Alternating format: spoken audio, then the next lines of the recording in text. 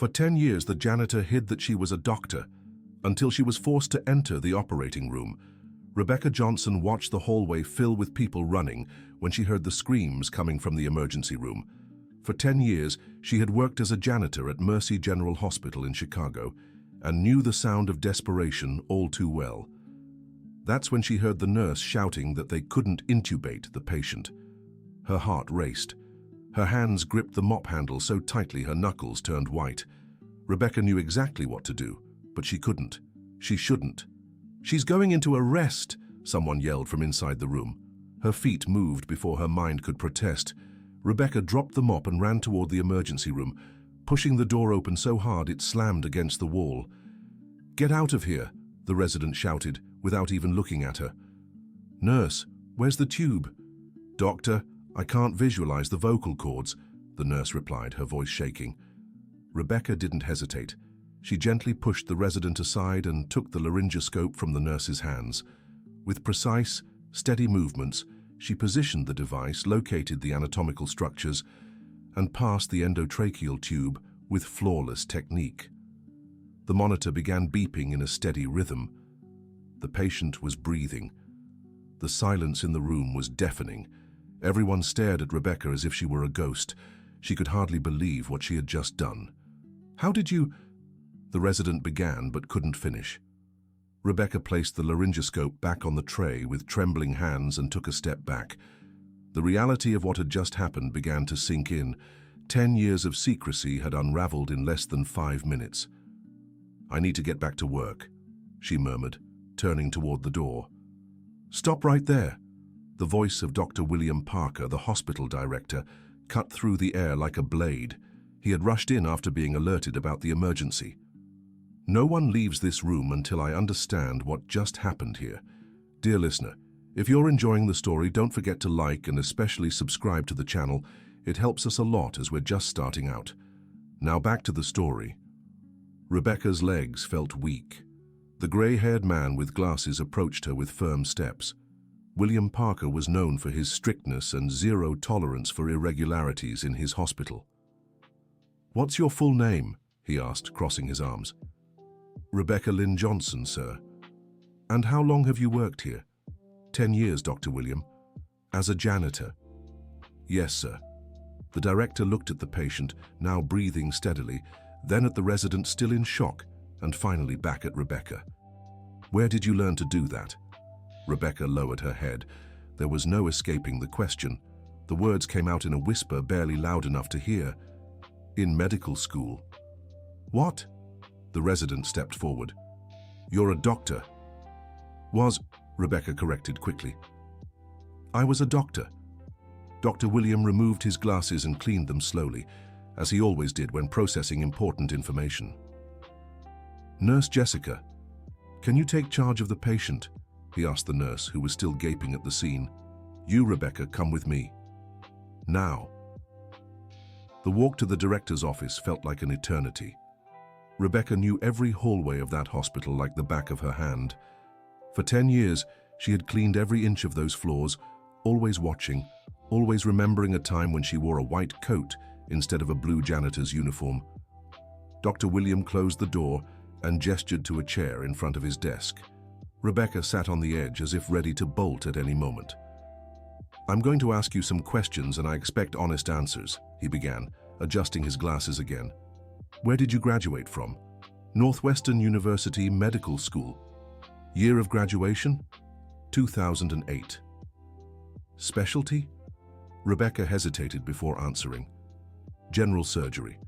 I was doing a residency in cardiothoracic surgery." Dr. William wrote the information on a notepad. His expression was unreadable. "Why did you stop practicing medicine?" That was the question Rebecca had feared for 10 years. The question that made her wake up in the middle of the night, sweating with a racing heart.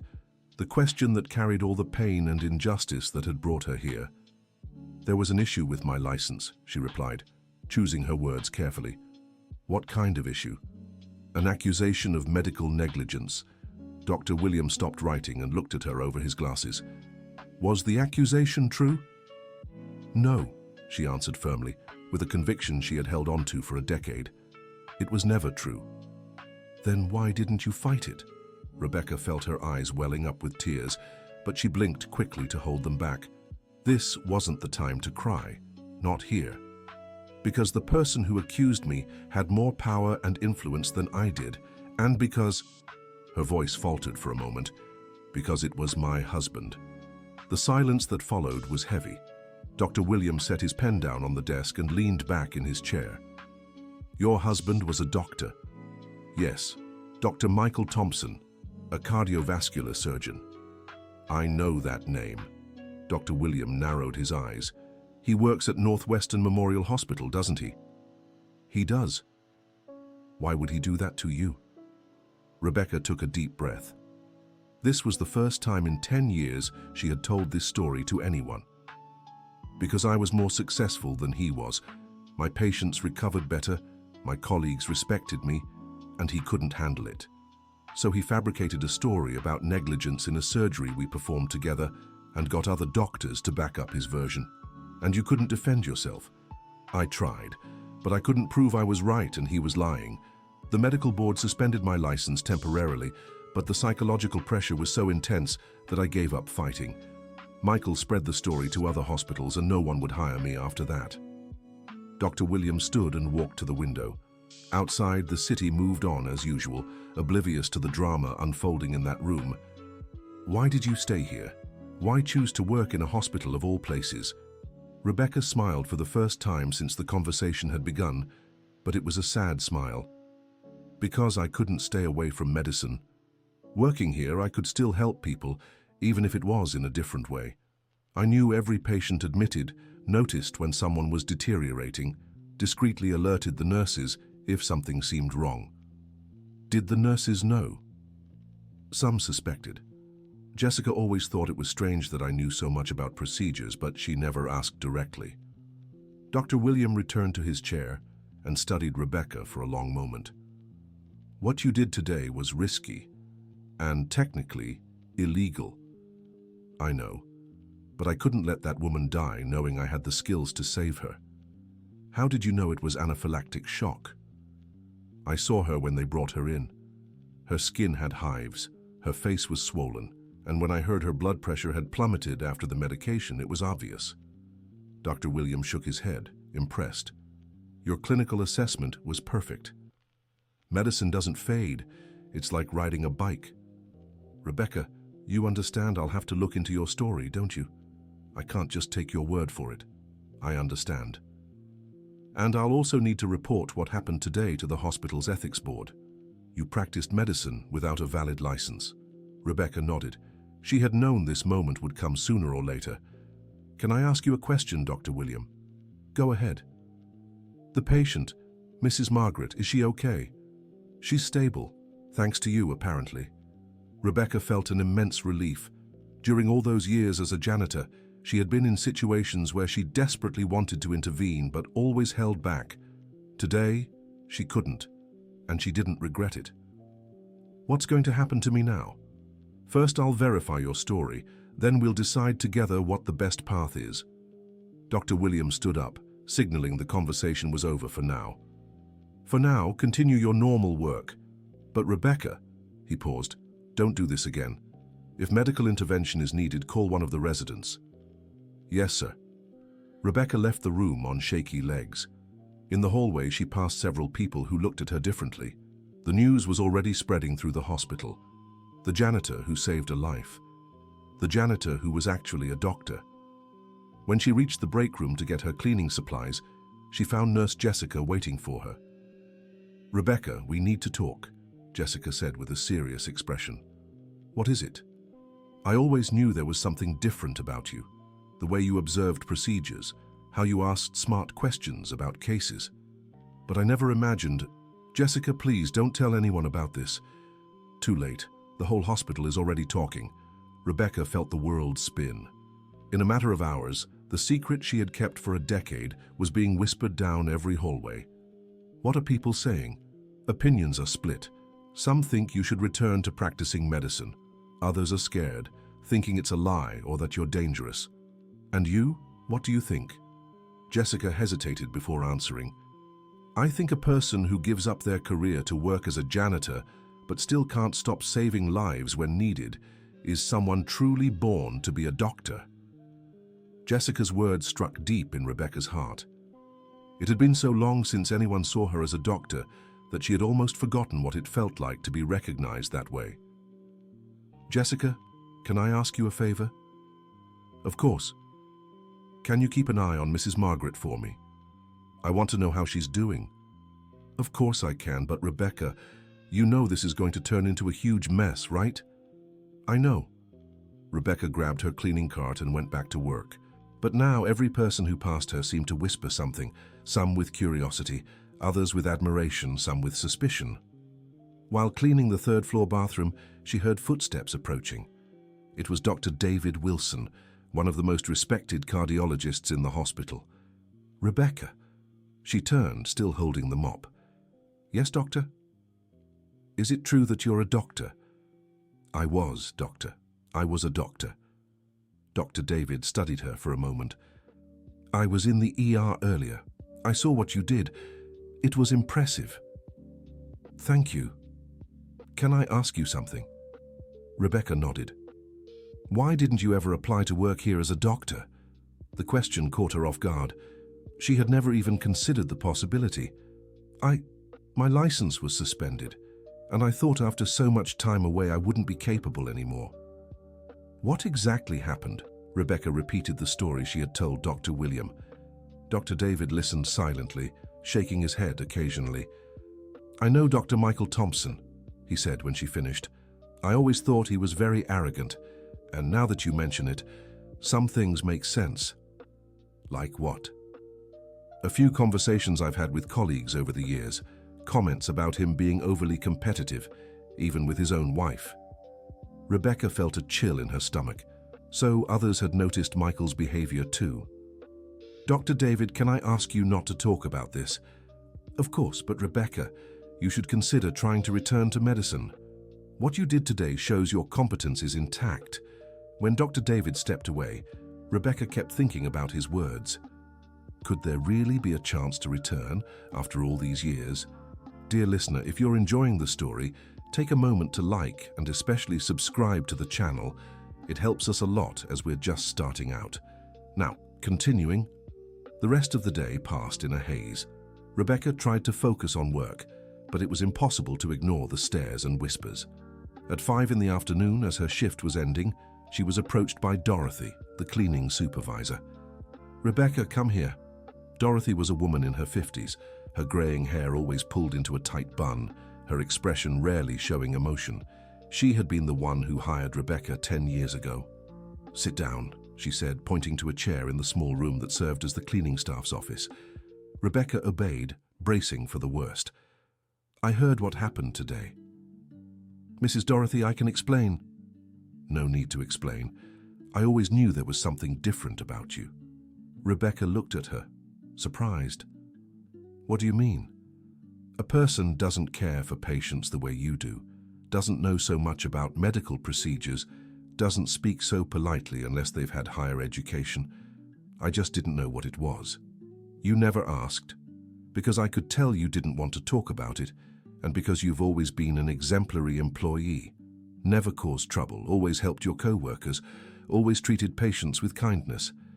Dorothy leaned back in her chair and sighed. But now we have a problem. I know. Am I being fired? That will depend on Dr. Williams' decision, but that's not what worries me. Then what is? Some people at the hospital are saying you might be dangerous, that if you lied about being a doctor, you could be lying about other things. Rebecca's heart tightened. This was exactly what she had feared. Mrs. Dorothy, I never lied about being a doctor. I just never talked about it. I know, dear, I know. But you need to be ready for some difficult situations in the coming days. What kind of situations? Rumors, gossip, people questioning your honesty. That's how it goes when something like this comes out. Rebecca nodded. She knew it was inevitable. Mrs. Dorothy, can I keep working as usual tomorrow? For now, yes, but Rebecca. She paused. Have you thought that maybe it's time to tell the whole truth?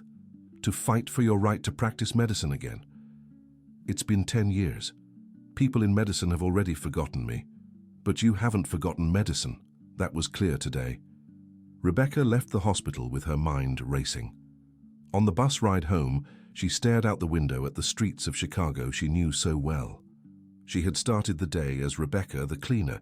Now she wasn't sure who she was anymore. When she arrived at the small apartment she shared with her 22-year-old daughter Emily, she found her studying at the living room table. Emily was in her final year of nursing school and had always been the pride of Rebecca's life. "Hi, Mom. How was work today?" Rebecca hesitated. How could she tell her daughter what had happened? It was different.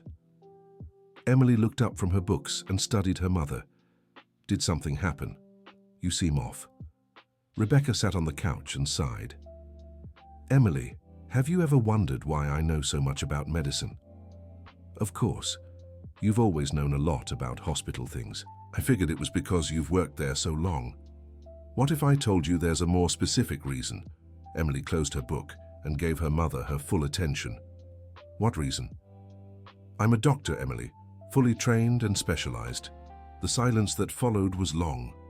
Emily stared at her mother as if she'd just said she was from another planet. "What do you mean you're a doctor? Mom, you work as a janitor." "I work as a janitor because I can't practice medicine." "Why?" Rebecca told her daughter the whole story, about medical school, her residency, her marriage to Michael, the accusation, the suspension of her license, and finally working at the hospital as a janitor. Emily listened silently, and when Rebecca finished, there were tears in her eyes. "Mom, why did you never tell me this?" "Because I didn't want you growing up carrying the weight of my frustration. I wanted you to live your own life without worrying about my problems.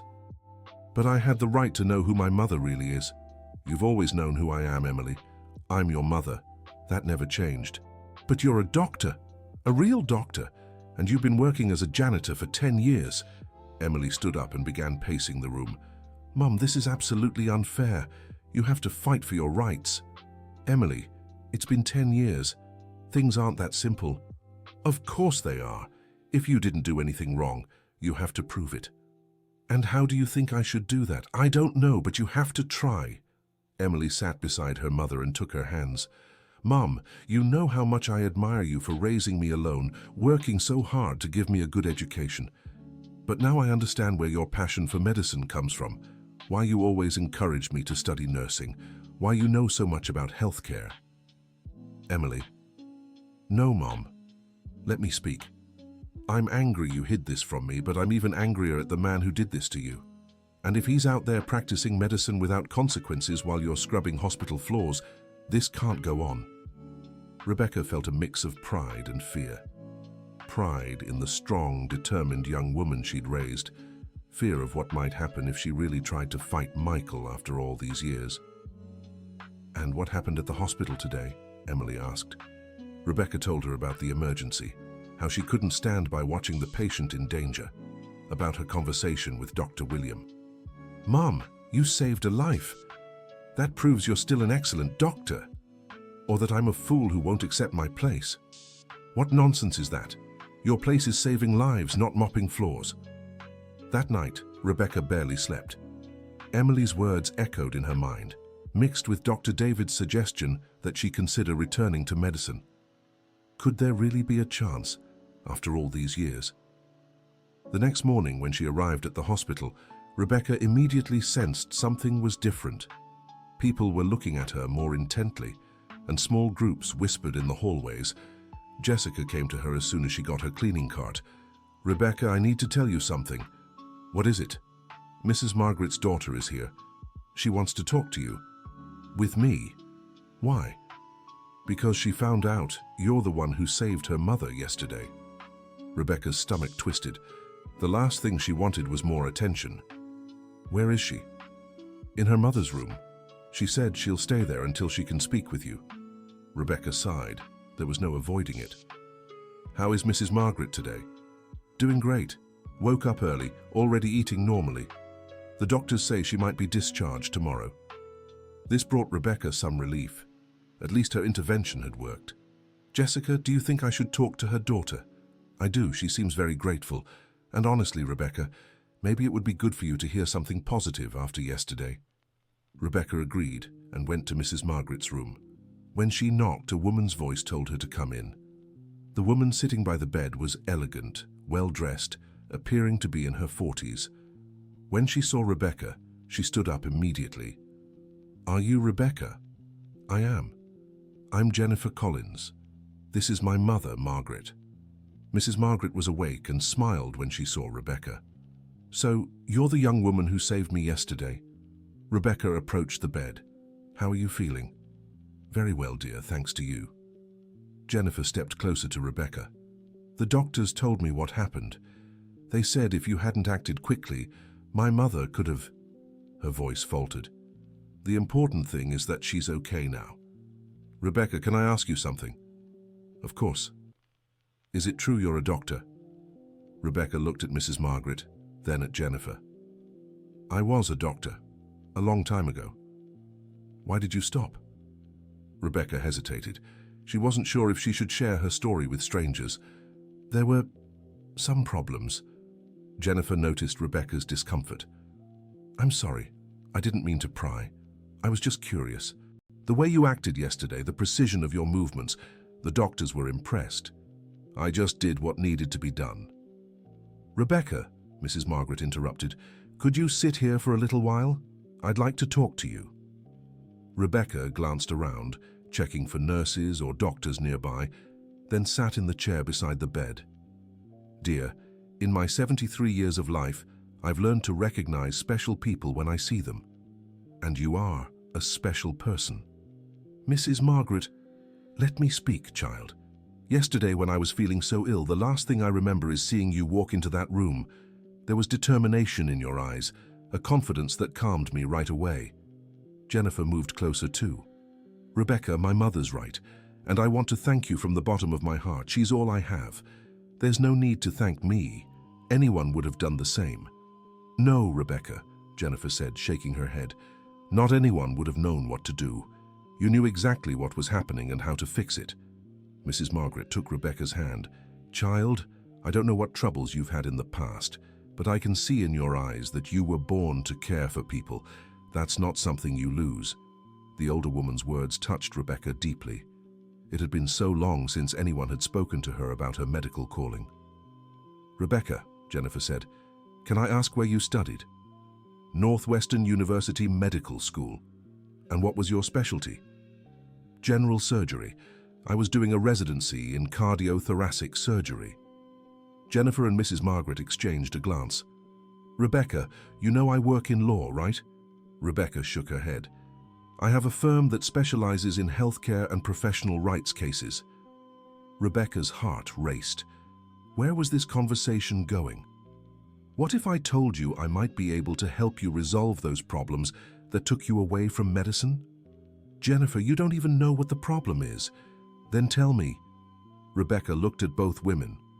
There was something in Mrs. Margaret's gaze that reassured her, and Jennifer seemed genuinely interested in helping. "It's a long and complicated story." "I have time," Jennifer said, sitting in the armchair beside the bed. For the third time in 2 days, Rebecca told her story.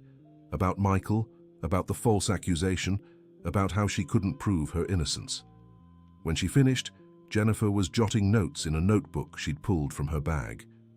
"Rebecca, what happened to you is more common than you think, especially with women in medicine." "What do you mean?" "Professional harassment, career sabotage by colleagues or spouses. Unfortunately, it's something I see often in my work." Mrs. Margaret squeezed Rebecca's hand. "Child, you've suffered a great injustice." "Jennifer, it's been 10 years. I don't know if there's anything that can still be done." "Rebecca, can I look into your case? No strings attached, just to see if there's any legal possibility." "I don't have money to pay a lawyer." "Who said anything about payment? You saved my mother's life. It's the least I can do for you." Rebecca felt her eyes fill with tears. In 10 years, no one had truly offered to help her. "You'd really do that for me?" "I would. But I need you to give me all the details, dates, names of everyone involved. Any documents you still have? I've kept everything at home. Great. Can we meet this weekend to talk properly? Just then, Dr. William appeared at the door. Good morning, Mrs. Margaret. How are you feeling? Very well, Doctor. Thanks to this young lady here. Dr. William looked at Rebecca. Rebecca, when you're done here, could you come to my office? I need to speak with you. Rebecca's stomach twisted. Had he made a decision about her case? Of course, Dr. William. When the director left, Jennifer turned to Rebecca. Rebecca, no matter what he says, remember you have rights, and if you need legal support, you can count on me. Rebecca said goodbye to Mrs. Margaret and Jennifer and headed to the director's office. Along the way, she passed several people who greeted her differently than usual, some with warmth, others with excessive curiosity. When she reached Dr. Williams' office, he was on the phone. He motioned for her to sit and wait. Yes, I understand. No, she doesn't have an active license right now. Yes, it was an emergency situation. All right, thank you. He hung up and turned to Rebecca. Rebecca, I just spoke with the Illinois State Medical Board. Her heart raced.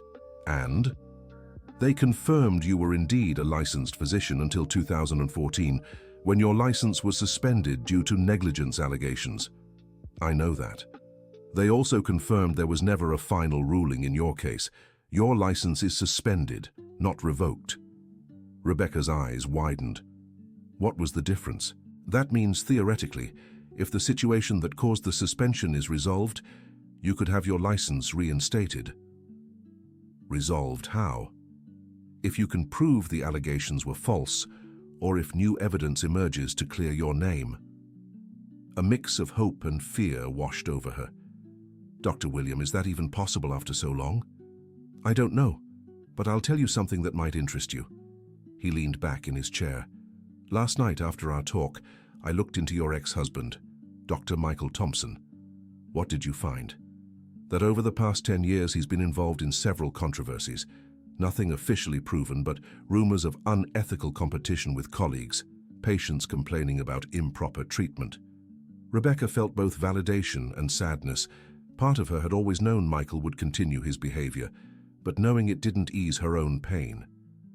Dr. William, what does this mean for me? It means it might be worth investigating what happened 10 years ago more deeply. And in the meantime, he paused. I have a proposal for you. What proposal? I'd like you to work as a medical assistant. Officially, you'd still be part of the cleaning staff, but you'd spend most of your time helping doctors with tasks that don't require an active license. Rebecca couldn't believe what she was hearing. Dr. William, are you serious? Very serious. What you did yesterday showed your skills are still sharp, and frankly, we need qualified people. You could help with initial patient assessments, assist in simple procedures, guide new nurses. But wouldn't that be illegal? Not if you don't perform tasks exclusive to licensed physicians. Think of it as technical consulting. Her heart pounded. This was more than she'd dared hope for in years. And my pay? The same as now, for the time being. But if we can resolve your legal situation, we'll discuss rehiring you as a doctor. Dr. William, I don't know what to say. Say you accept. And Rebecca, he leaned forward, I need you to understand that I'm risking my own position by doing this. If anything goes wrong, we'll both be in trouble. I understand, and I accept. Great. You start Monday. For now, you'll work with the cardiology team. Dr. David specifically requested your help. When Rebecca left the director's office, she felt as if she were floating. For the first time in 10 years, there was light at the end of the tunnel. Dear listener, if you're enjoying the story, don't forget to like and especially subscribe to the channel. It helps us a lot as we're just starting out. Now, continuing. Over the weekend, Rebecca met with Jennifer in her office. It was an elegant space in downtown Chicago, overlooking the bay. Jennifer greeted her with a warm smile and fresh coffee. How are you feeling after everything that happened this week? Confused, Rebecca answered honestly, but hopeful for the first time in a long while. Good. Did you bring the documents I asked for? Rebecca opened a folder she had brought. Inside were medical reports, correspondence from the medical board, emails exchanged with Michael at the time, and even some recorded conversations without his knowledge. Jennifer examined everything carefully, taking notes. "Rebecca, you kept all this for 10 years? "Yes, I always hoped I might need it someday." "That was very smart. Look at this here." Jennifer pointed to an email. "Your ex-husband admits he was jealous of your professional success. But that doesn't prove he lied about the negligence. Not directly, but it establishes a pattern of behavior. And look at this." Jennifer picked up another document. This report from the surgery in question. There are some inconsistencies in the dates and procedures described. Rebecca leaned in to get a better look. "What do you mean, inconsistencies?" "See here. The report says you were responsible for a specific procedure at 2:30 p.m., but there's a record showing you were in another surgery at the same time." Rebecca studied the document. How had she not noticed this before? "Jennifer, does this mean—" "It means someone falsified information in this report, and if we can prove it, we have a solid foundation to challenge the entire case." Rebecca felt a mix of anger and hope. Anger at having been the victim of such an elaborate lie, and hope that she might finally prove her innocence. What do we need to do now? First, I'll hire an expert to analyze all these documents. Second, I need to talk to people who worked with you both back then. Someone must have seen or known something. Jennifer, many of those people might not want to get involved. Leave that to me. I have my methods. That night, Rebecca told Emily everything, who was thrilled by the developments. "Mom, I knew things were going to change. You deserve for the truth to come out." "Emily, I don't want to get my hopes up too much. This might not lead anywhere." "It might, and even if it doesn't, at least you're trying." On Monday, Rebecca arrived at the hospital with a mix of nerves and excitement. Instead of heading to grab her cleaning cart, she went straight to the cardiology department. Dr. David greeted her with a smile. "Rebecca, welcome to the medical team, unofficially, of course." "Thank you, Dr. David. I'm still a little in shock about all this." "That's normal. Come, I want to introduce you to the residents and nurses." During the introductions, Rebecca noticed mixed reactions. Some seemed curious and welcoming, while others were clearly skeptical. "Rebecca will assist us with initial evaluations and routine procedures," Dr. David explained. "She has extensive experience in the field." Dr. Ryan, a second-year resident, raised his hand. "Dr. David, with all due respect, how can we trust someone without an active license?" The question caused an awkward silence. Rebecca felt her face grow warm. "Dr. Ryan," Dr. David replied firmly, "Rebecca has demonstrated exceptional technical competence. She will always be supervised and won't perform procedures exclusive to physicians. But there will be no further discussion on this. Anyone uncomfortable working with Rebecca may request a transfer to another department." Rebecca was grateful for Dr. David's defense, but knew she'd have to earn the team's trust through hard work. The first patient she evaluated was Mr. Robert, a 68-year-old man with chest pain. As she checked his vitals and took his medical history, Rebecca felt as if she were home again. "The doctor said you were a janitor until last week," Mr. Robert remarked. "I was. And now you're a doctor again?" "I'm trying to be." Mr. Robert studied her with interest. "You like taking care of people, don't you?" "Very much." "Then it doesn't matter if you are a janitor or a doctor. What matters is having the heart to help." Mr. Robert's simple words touched Rebecca deeply. He was right. Regardless of the title, her calling had always been caring for people. Over the following days, Rebecca threw herself into her work. Gradually, she began winning the trust of some team members. Dr. Ryan, who had initially been skeptical, started seeking her out to discuss complex cases. "Rebecca," he said one afternoon, "I admit I was wrong about you. Your experience is evident." "Thank you, Dr. Ryan. Can I ask you a personal question?" "Of course." "What really happened to make you stop practicing medicine?" Rebecca shared a shortened version of the story. Dr. Ryan listened with growing attention. "That's terrible and unfair.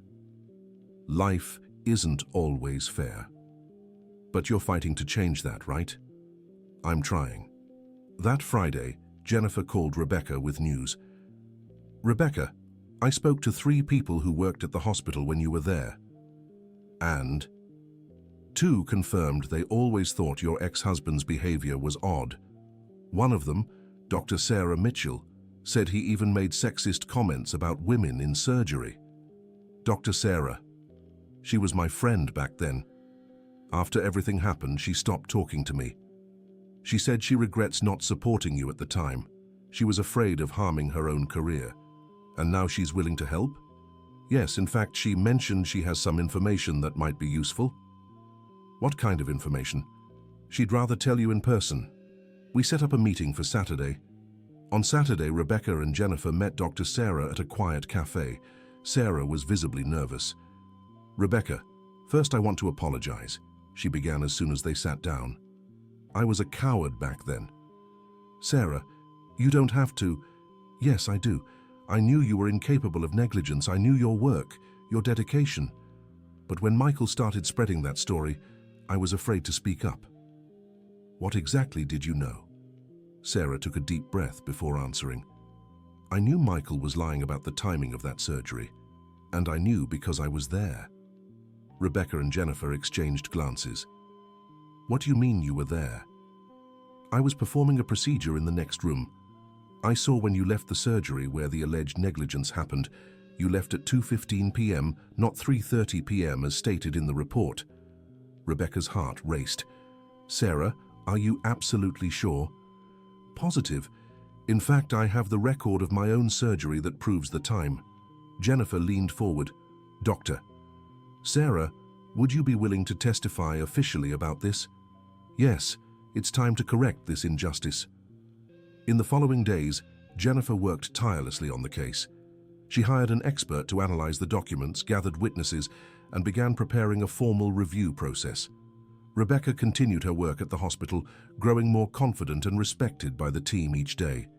Dr. William called her in a few times to evaluate complex cases, always impressed by her competence. But things changed drastically one Tuesday afternoon. Rebecca was examining a patient when Jessica came running in. Rebecca, you need to see this. What is it? Dr. Michael Thompson is here at the hospital. Rebecca's world stopped. In 10 years, they had never crossed paths. She had always been careful to avoid places where he might be. What is he doing here? He came for a consultation with Dr. William, something about a possible partnership between the hospitals. Rebecca felt her legs go weak. She wasn't prepared to see Michael. Where is he now? In Dr. William's office. Rebecca tried to focus on her patient, but it was impossible. Her hands trembled slightly as she checked the elderly woman's blood pressure. Doctor, are you all right? The patient asked, noticing Rebecca's unease. Yes, I'm fine. Just a moment of distraction. When she finished with the patient, Rebecca went to the restroom to wash her face and calm down. As she stepped out, she saw him. Michael Thompson stood in the hallway, talking to Dr. William. He had changed very little in 10 years. Maybe a few more grey hairs, a few more wrinkles around his eyes. But he was still the man she had loved and who had destroyed her life. When Michael saw her, his expression shifted completely. First surprise, then something that looked like fear. Dr. William immediately noticed the tension. Rebecca, could you come here for a moment? Rebecca approached on unsteady legs. Michael stared at her as if she were a ghost. Dr. Michael, this is Rebecca Johnson, our medical consultant. The irony of the situation wasn't lost on anyone. Michael mechanically extended his hand. Rebecca. Michael. The handshake lasted only a second, but carried the weight of 10 years of history. Do you two know each other? Dr. William asked, sensing the strangeness of the encounter. We do, Michael replied, not taking his eyes off Rebecca. We worked together a long time ago. What an interesting coincidence, Dr. William remarked. Very interesting, Michael murmured, and Rebecca detected a veiled threat in his voice. The conversation was interrupted by a nurse calling Dr. William to an emergency. Excuse me, I need to attend to this. Dr. Michael, can we continue our discussion later? Of course. When Dr. William walked away, Rebecca and Michael were left alone in the hallway. The silence was deafening. "What are you doing here, Rebecca?" Michael asked, his voice cold in a way she knew well. "I work here. As a janitor, I heard." "Not anymore." Michael studied her for a moment. "So it's true. You're trying to return to medicine. That's none of your business." "It is, especially if you're spreading lies about the past." Rebecca felt old anger resurfacing. "I've never spread lies, Michael. Unlike you." "Be careful what you say, Rebecca. You have no proof of anything." "Not yet." The implied threat made Michael take a step back. "Rebecca, let me give you some advice. Drop this fantasy of returning to medicine. You had your chance and lost it. Don't try to dig up the past." "And if I do?" Michael moved closer, lowering his voice. "If you try to hurt me in any way, you'll regret it. I have far more influence now than I did 10 years ago." "Are you threatening me?" "I'm warning you." Michael stepped back, but before completely leaving the hallway, he turned to her once more. "Oh, Rebecca, give my regards to Emily. I heard she's almost graduating from nursing school. It would be a shame if something harmed her career prospects, don't you think?" Rebecca's blood ran cold. Michael was threatening her daughter. When he finally walked away, Rebecca had to lean against the wall to keep from falling.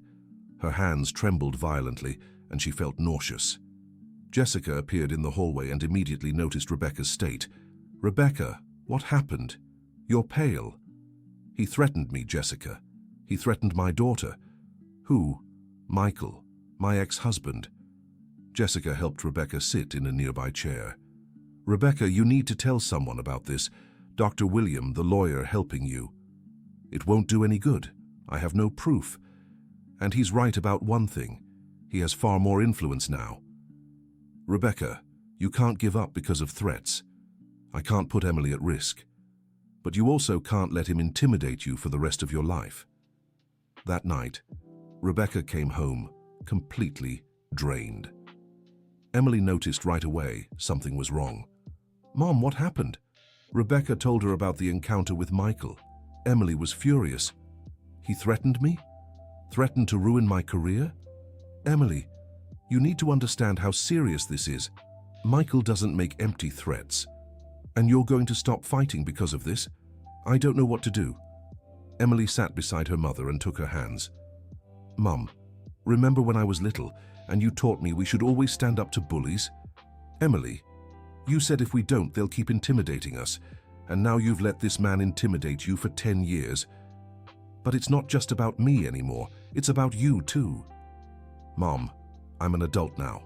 I can take care of myself. And if that man ruins my career over the truth, then this field isn't worth working in anyway." "Emily, you don't understand." "No, Mom. You're the one who doesn't understand. If you give up now, he'll always have this power over you. And over me. The only way to end this is to face him." Emily's words echoed in Rebecca's mind all night. The next morning, she called Jennifer. "Jennifer, I need to tell you something important." "What is it?"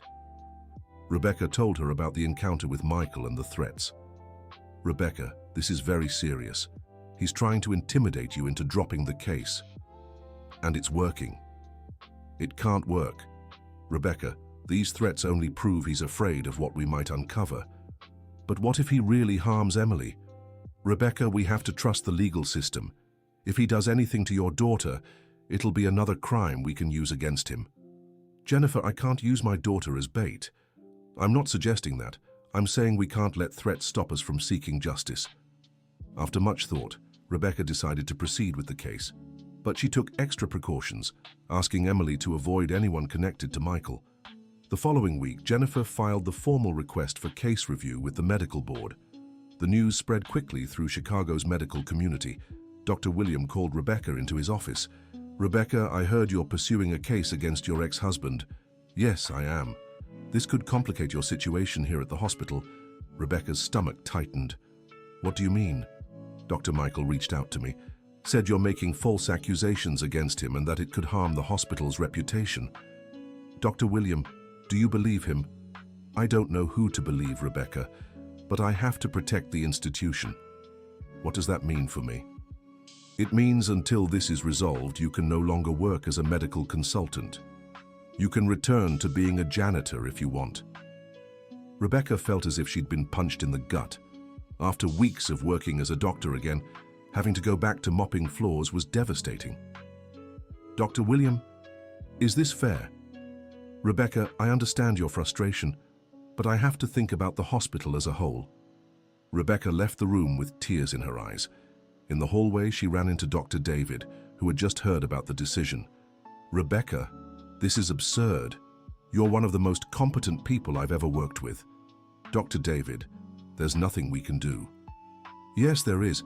I'll talk to Dr. William. I'll explain how exceptional your contributions have been here. It won't help. Michael has too much influence. Rebecca, don't give up. The truth always comes out in the end. But at that moment, Rebecca wasn't sure if Dr. David was right. In the days that followed, Rebecca returned to her job as a cleaner. It was as if the last few months had been just a dream. Many staff members treated her with kindness and support, but others seemed to believe she had actually faked being a doctor. The situation grew even worse when an article appeared in the local paper. Former cleaner pretends to be a doctor, sparks controversy at hospital, the headline read. The article, clearly planted by someone out to ruin her, painted Rebecca as an unstable person who had invented a fantasy about being a doctor for attention. Emily was furious when she read it. Mom, this is slander. We can sue whoever wrote this. Emily, it'll just bring more negative publicity. So you're just going to let them get away with it? For now, yes. Rebecca was starting to question whether she'd made the right choice in deciding to fight.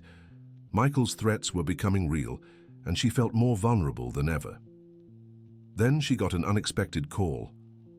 Rebecca? It's Dr. Sarah. Hi, Sarah.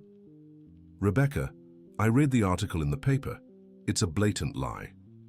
I know.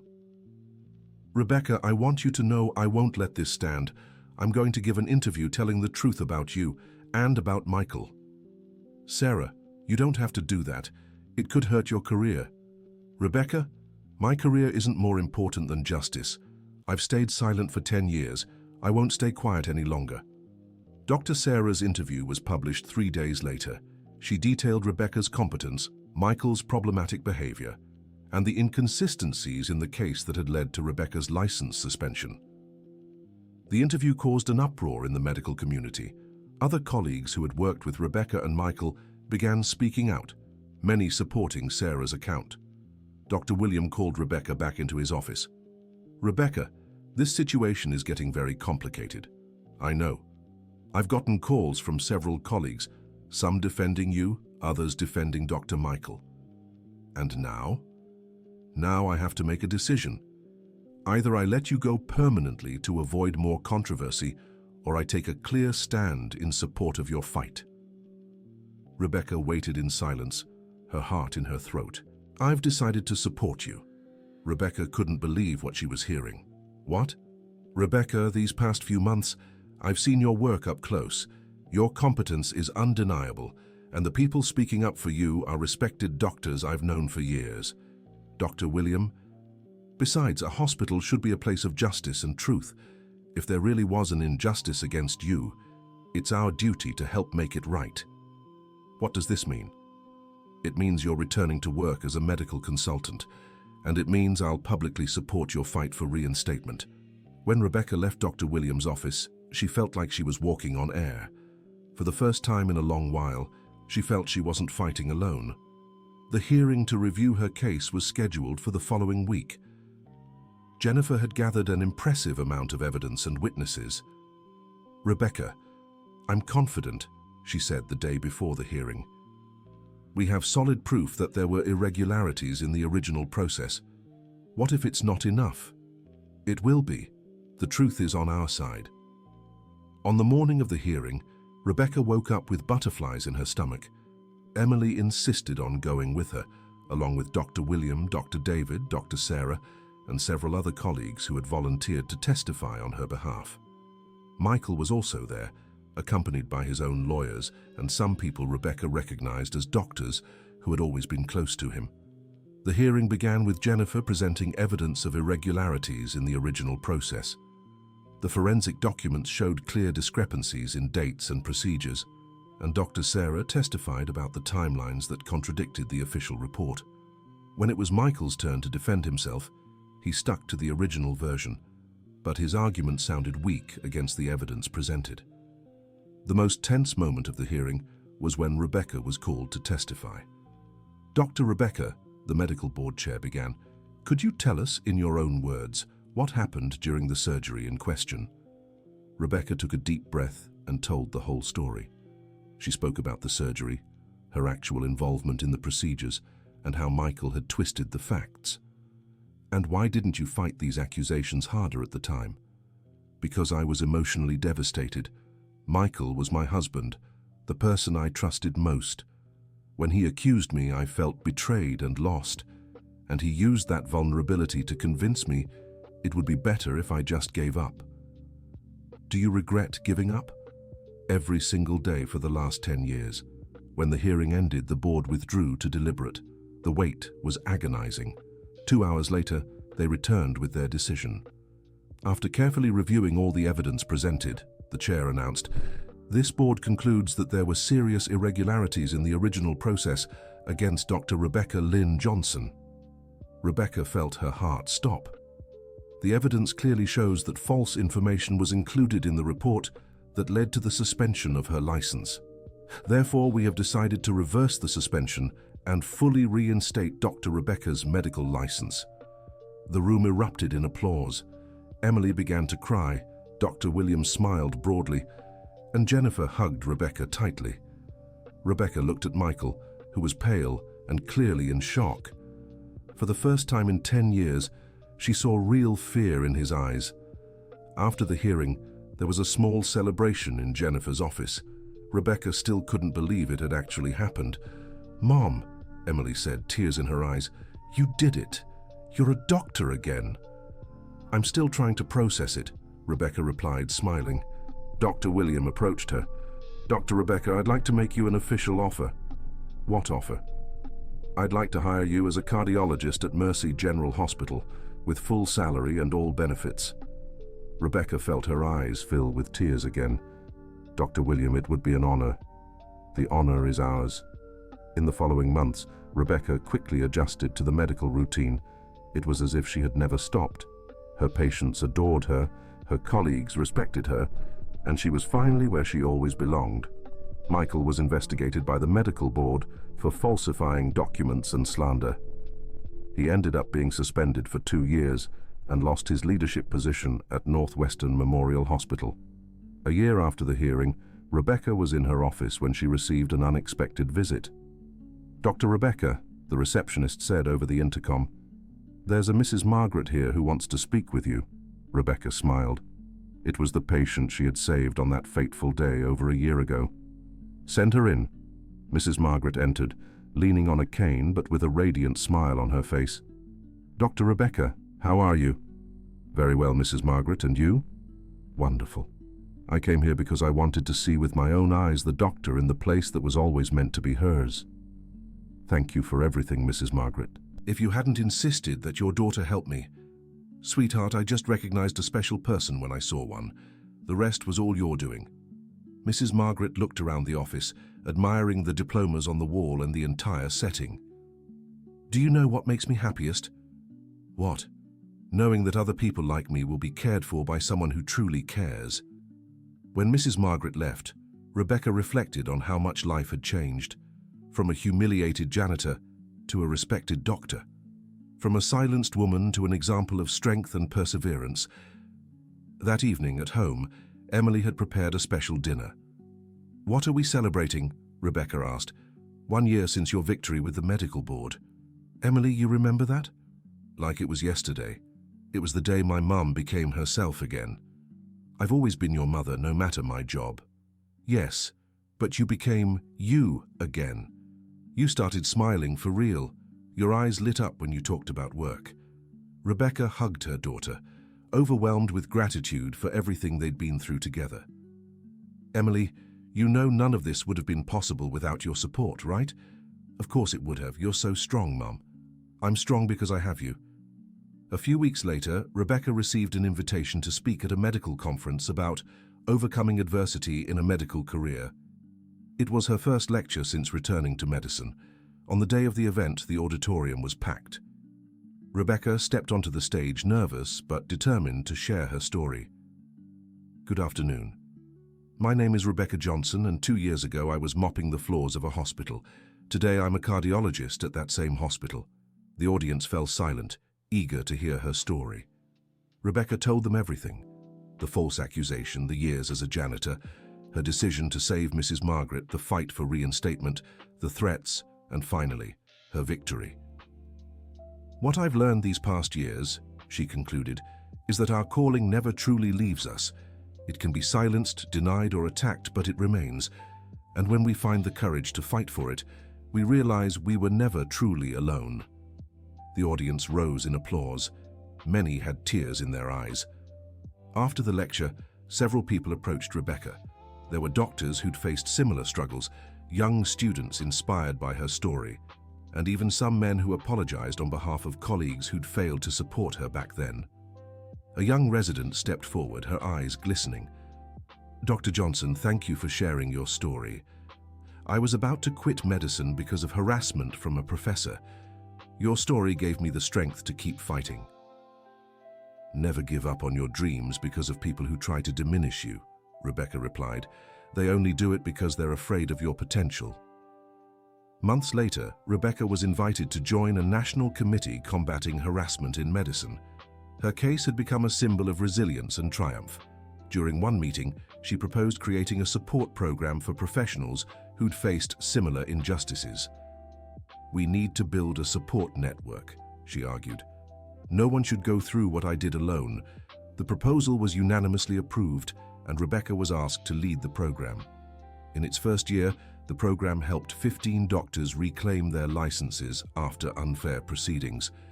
Rebecca felt fulfilled knowing her struggle had become hope for others.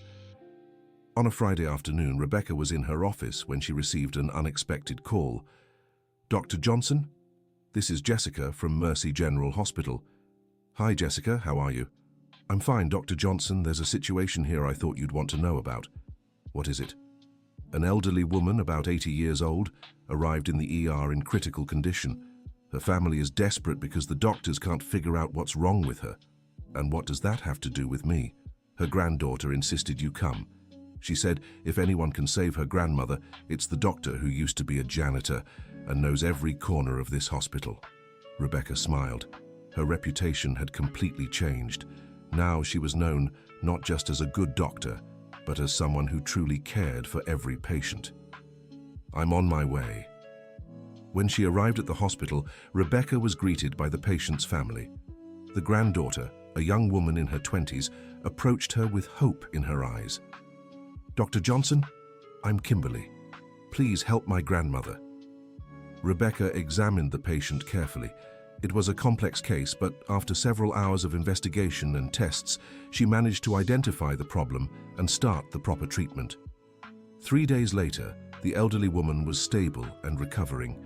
Kimberly sought Rebecca out at the hospital. Dr. Johnson, how can I thank you? No need to thank me, it's my job.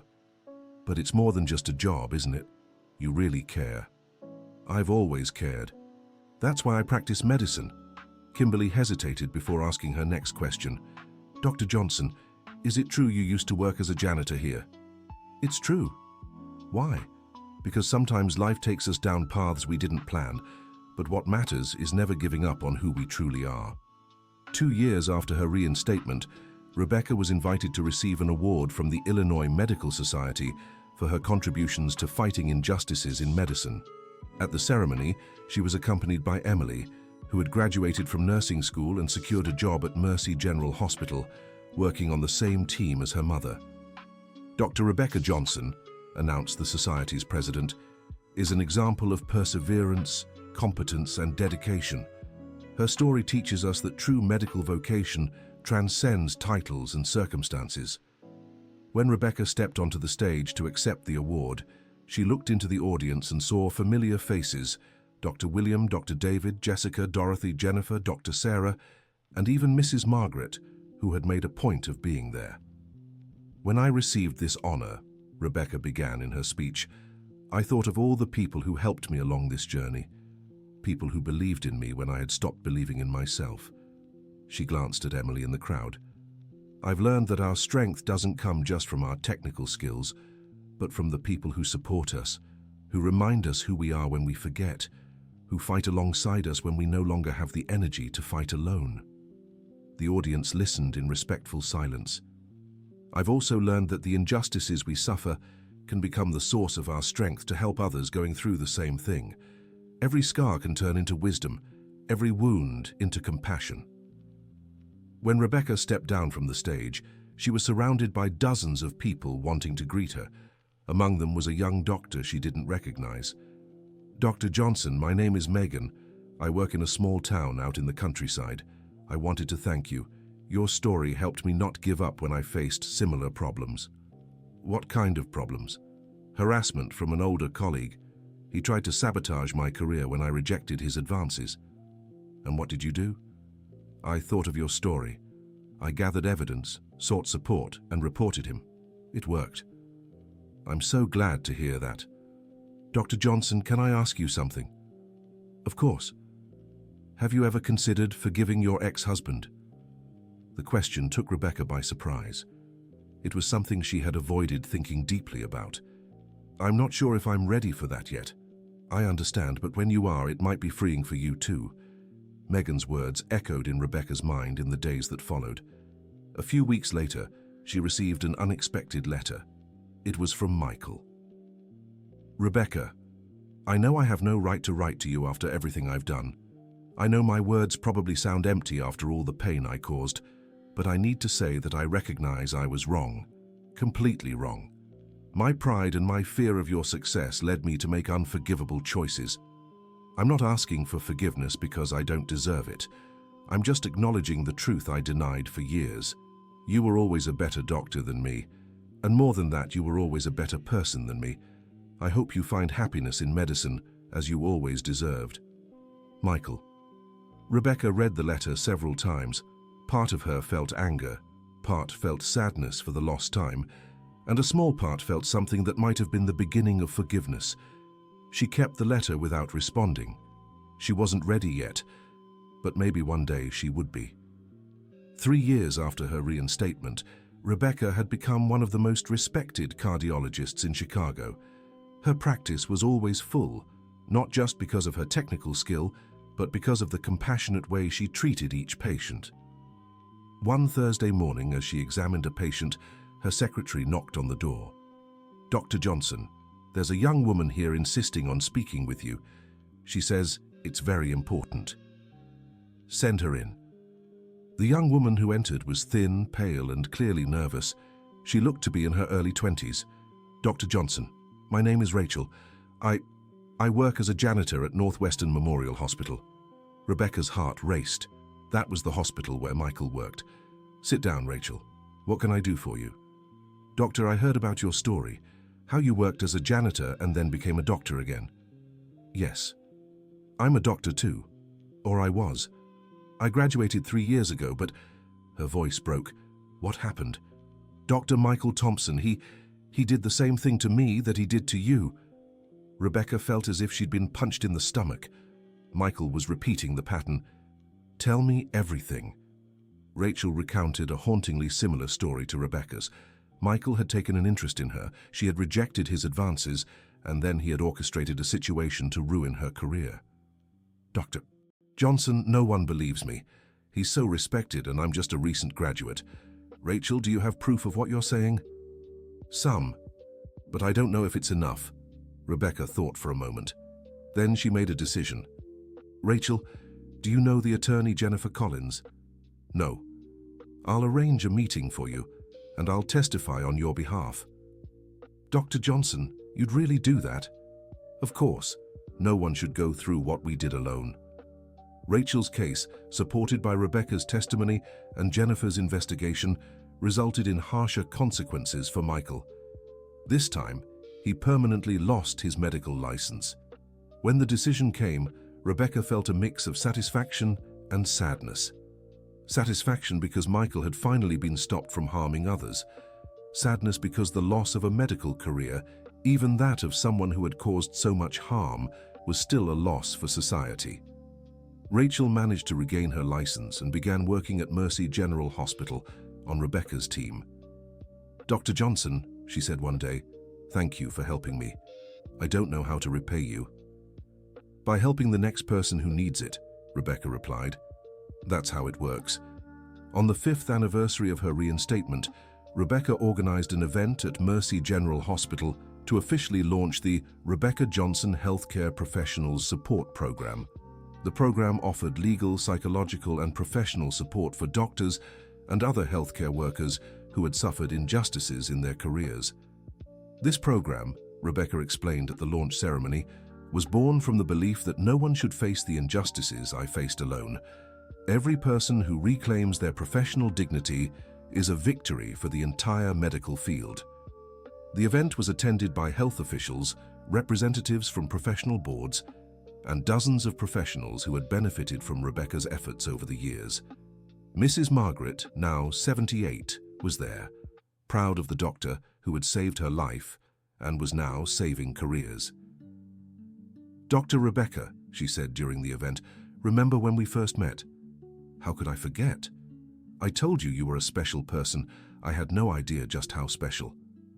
Emily, now a specialized nurse and coordinator of one of the hospital's units, gave an emotional speech about her mother. "My mother taught me that our calling is like a flame. It can be smothered but never completely extinguished. She proved that in her own life, and now she helps others rediscover their own flames." That night at home, Rebecca and Emily talked about everything that had happened over the years. "Mom, do you regret anything?" "The lost time sometimes, but not the choices I made. Every experience, even the painful ones, brought me here. And the years as a janitor, do you regret that?" "No. Those years taught me humility, showed me the hospital from a different perspective, and made me value the chance to practice medicine even more." "Do you think you're a better person for having gone through all of it?" Rebecca thought before answering. "I think I'm a more complete person, more empathetic, stronger, and more determined to use my position to help others. I'm so proud of you, Mum. And I'm proud of us, Emily, how we faced everything together." A few months later, Rebecca received an invitation to be the keynote speaker at an international conference on medical ethics. It was recognition of the impact her story had made beyond the borders of the United States. In her speech, she addressed an audience of over 1,000 healthcare professionals from various countries. "Medicine isn't just a profession," she said. "It's a commitment to humanity. And when that commitment is attacked by injustice, we shouldn't just defend ourselves. We must fight to protect others who might face the same situation." After the lecture, Rebecca was approached by doctors from different countries who had gone through similar experiences.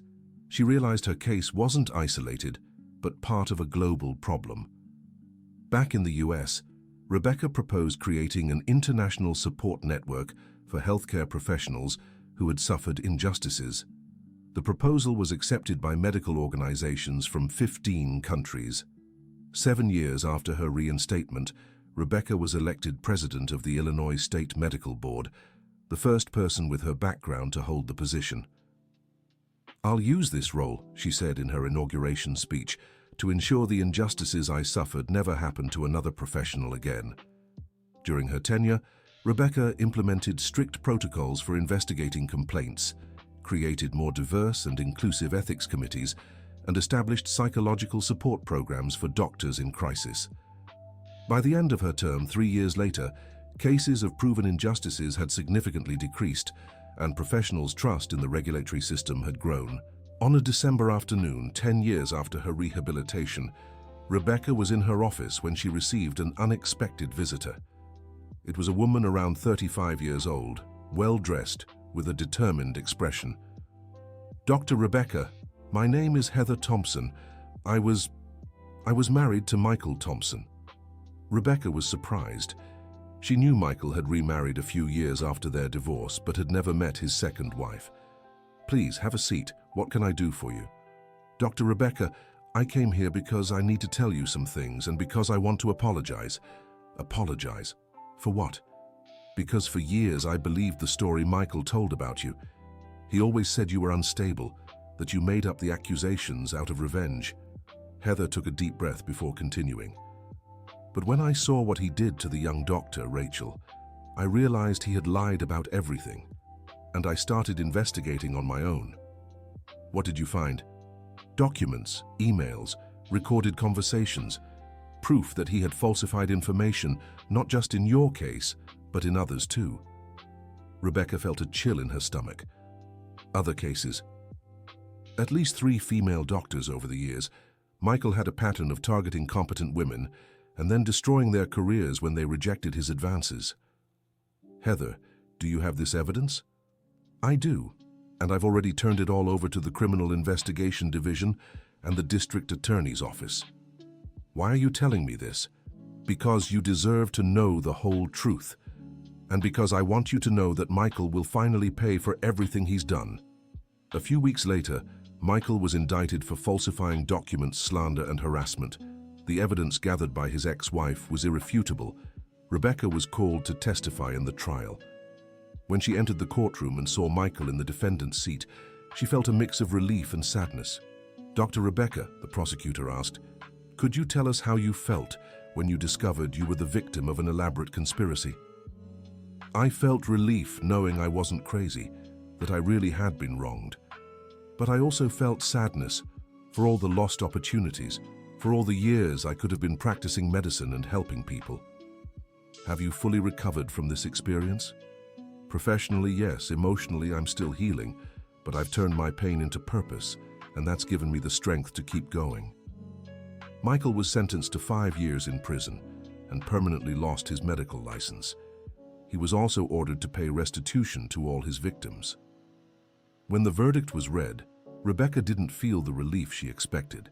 Instead, she felt a deep sadness for all the waste that situation had caused. Outside the courtroom, Heather approached her. Dr. Rebecca, thank you for speaking up years ago. If you hadn't fought, I never would have discovered who Michael really was.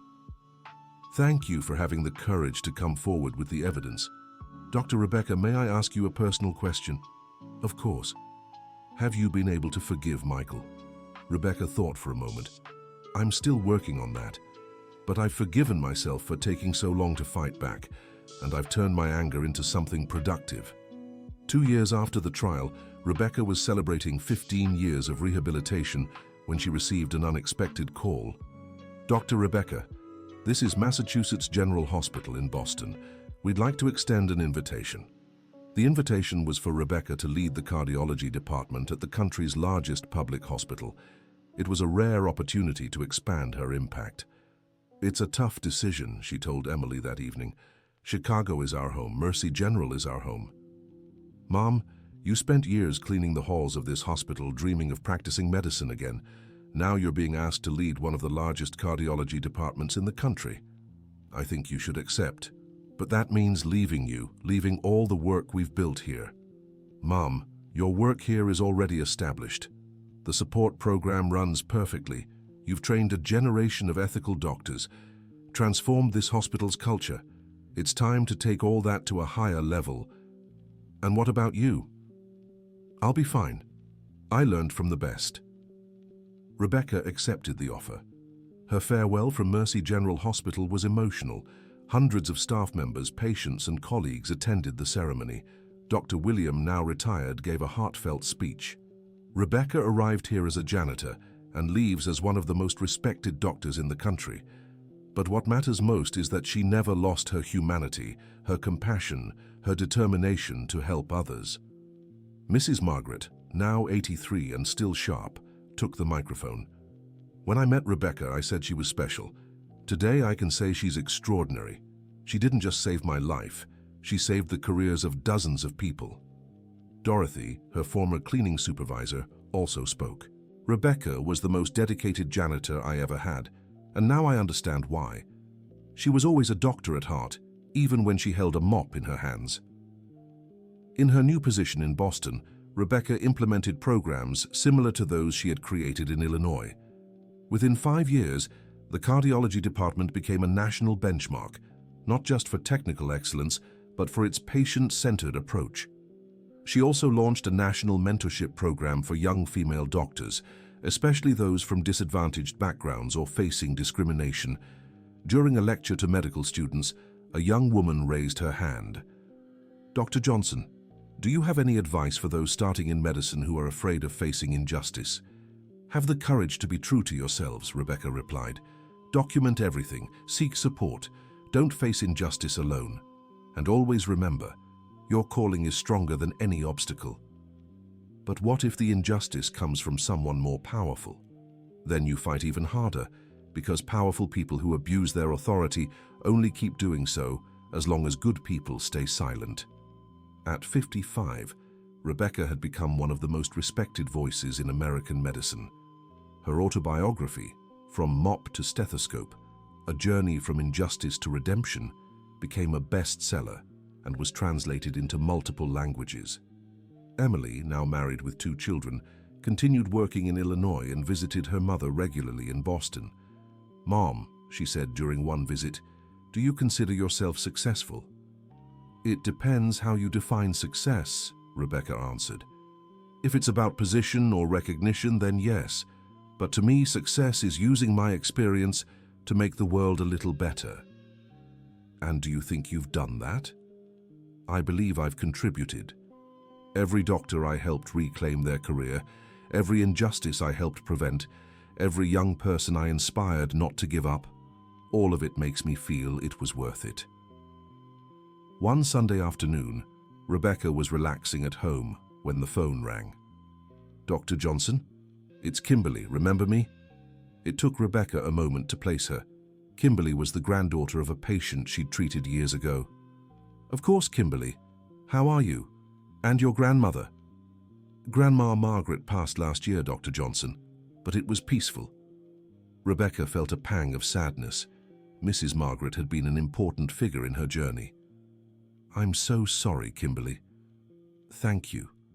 But I'm calling for another reason. I'm graduating from medical school next year." "That's wonderful. And I wanted you to know, I chose medicine because of you. Your story inspired me ever since I was a teenager."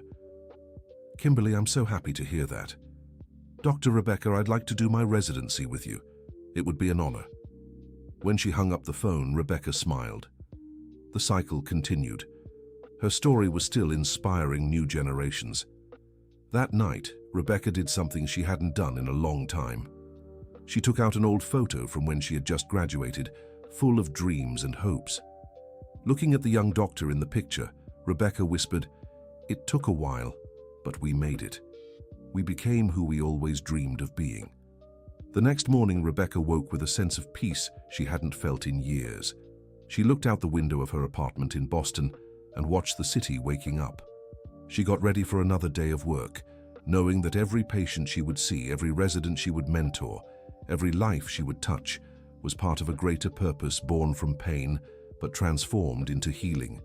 At 57, 20 years after being unjustly removed from medicine, Rebecca Johnson wasn't just a respected doctor. She was a symbol of resilience, living proof that justice, even if delayed, always prevails when we have the courage to fight for it. And every morning, as she put on her white coat, Rebecca remembered the words Mrs. Margaret had told her so many years ago. "You were born to care for people." Finally, she was exactly where she always belonged. The end of the story. And you, dear listener, what did you think of this story of perseverance? Did Rebecca make the right choices in fighting against injustice? Share your thoughts in the comments and let us know where you're watching from. If this story inspired you in any way, share your heartfelt words with us. Thank you so much for being here. Don't forget to like and, most importantly, subscribe to the channel so you don't miss other moving stories like this one.